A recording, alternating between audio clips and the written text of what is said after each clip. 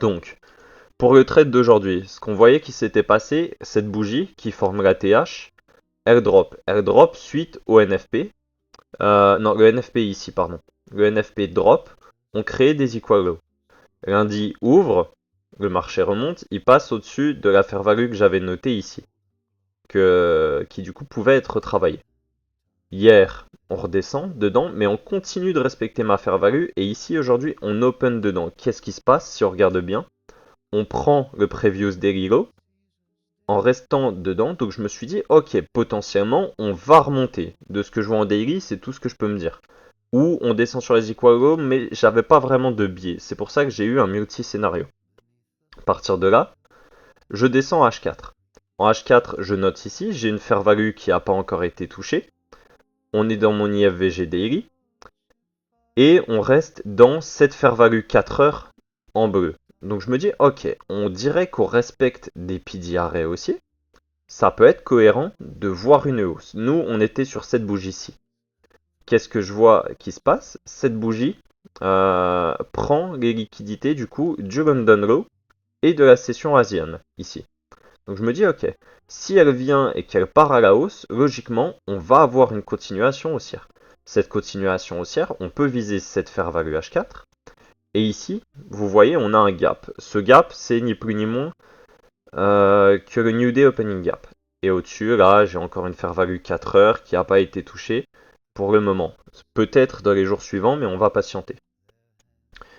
Ce qu'on peut attendre pour la suite, du coup.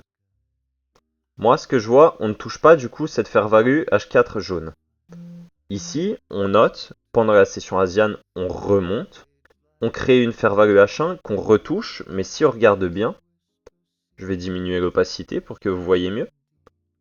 On travaille à peine le milieu de la fair value H1. J'en conclus quoi? Si on travaille que son milieu et qu'on clôture au-dessus, ça veut dire que le prix me donne une indication sur le fait qu'il est haussier. Il n'a pas voulu utiliser cette fair value comme une liquidité pour descendre. Il reste vraiment dans cette idée d'on est haussier. À partir de là, moi, je vois quoi? Mon London High, ici, qui n'avait pas été travaillé puisque c'est celle-ci, la bougie de 9 heures. Donc je me dis, ok, intéressant. On peut prendre le London High et avoir une continuation parce que là, grosse fair value H1 avec du coup, je rappelle, le gap ici et ici ce que j'ai appelé pre-market high. Bon, c'est le pre-market high de la journée précédente, mais du coup, c'est une forme de liquidité. On s'en fout du nom qu'on lui donne. À partir de là, du coup, notre target, c'est d'avoir une continuation haussière. C'est ce qui nous intéresse le plus parce que du coup, si on est baissier, cette fair value, on doit revenir dedans, la trouer et du coup créer quelque chose comme ça. Si on avait été sur du coup notre bougie de 9 heures, faire quelque chose comme ça si on avait été baissier. Ça c'est pas produit, donc j'ai pas d'intérêt à maintenir cette vision. On passe en 4 heures. En 15 minutes, pardon. Je vais juste diminuer, histoire que j'ai pas trop de concepts. En vue, hop, ouais, c'est pas mal si je fais comme ça. M'en voulez pas, ça prendra juste un peu de temps sur le record. Ok, donc une fois qu'on est en 15 minutes, moi je vois quoi? Ici, la bougie de 8 heures heure américaine, elle fait quoi? Elle revient dans cette fair value M15 qu'on voit ici. Je me dis, ok, on semble toujours, même en LTF, respecter mes différents concepts haussiers.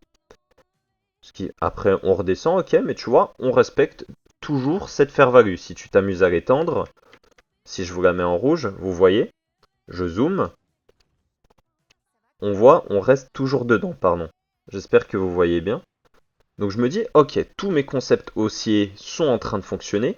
Avoir une continuation à la hausse, c'est totalement cohérent. Ok, donc, qu'est-ce qui s'est passé? J'avais noté, là où il y a mon curseur, c'est le RTH. Donc, on y descend, ok, mais on ne vient pas le toucher. On reste dans la partie supérieure de ma fair value 4 heures. On remonte. On vient taper l'open de la FVG H4. Ok, il manque une bougie ici, c'est TradingView qui est bugué, il n'y a pas de gap. On travaille ma first presented, ok. On y redescend, et ici, ce qui va être intéressant pour vous, regardez bien, hop. Je prends la bougie de 10h23 avec la bougie de 9h40. Je switch sur mon SP500. Mon SP500, du coup, je prends la bougie de 9h40 avec la bougie de 10h23. J'ai ma SMT. Qu'est-ce qui se passe ici? On respecte, je vous montre, c'est une faire value 1 heure que j'avais notée. Et après, ce qui nous donne l'indication qu'on va remonter, j'utilise la IFVGM1 ici, et on voit quoi? On part en haut, on redescend. Laisser au marché le fait de manquer de précision, on peut clôturer un petit peu en dessous, on a clôturé juste 2 ticks en dessous, et après, boum, on remonte. Donc à partir de là, moi, sur cette bougie, je sais que voir ma continuation haussière, c'est vraiment intéressant, sachant que du coup, ici, j'avais le London High qui n'a pas été pris. Donc à partir de ce moment-là, moi, j'ai toutes mes raisons de monter. On respecte un PDR HTF, on crée une SMT, on renverse mon PDR LTF, donc, ouais, j'ai toutes mes confluences pour exécuter mon trade, ce qui fait que quand j'arrive ici, il se passe quoi?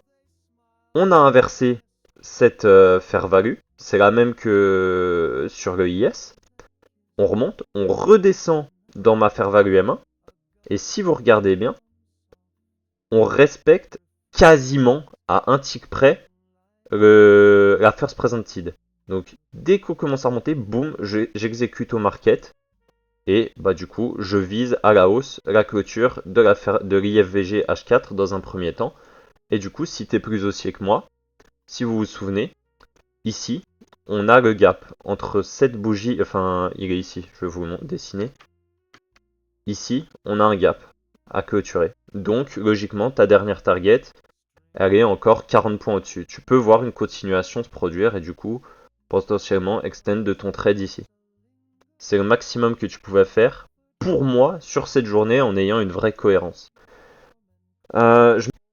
Ok, du coup, par rapport à la gestion du break-even, moi, mon break-even, je le place quand on casse, du moins quand on clôture au-dessus du dernier short-term high ou short-term low. Du coup, ici, mon break-even a été placé dès que le corps de cette bougie a clôturé au-dessus, du coup, de cette candle. Donc, quand on clôture ici, je mets mon break-even. Ouais, il est archi tard ici, mais bon, tant pis, hein, la structure était formée comme ça. Pour mes partiels, je les prends du coup à des niveaux de structure. Ici, j'aurais pu en même temps prendre un me mettre à break-even et prendre un partiel. Et ici, du coup. C'est les deux endroits où théoriquement je prends des partiels parce que du coup c'est des niveaux de structure. Ou je les prends sur des PDRA majeurs. Donc imaginons que ce trade il soit étendu jusque là-haut. Ici, on arrive dans un PDRA majeur, puisque du coup c'est une IFVGH4, j'aurais pris des partiels ici. Et mon break-even, petit à petit, là j'avais expliqué, il était ici quand le marché était là. Pourquoi? Parce que je considère que cette fair value sert de breakaway gap, que du coup ce low est un low protégé, et que si on revient ici, du coup, c'est pour faire du coup quelque chose comme ça. Moi, je l'utilise comme ça. Si on casse ce low, je considère qu'il y aura une inversion de structure et qu'on viendra me break-even.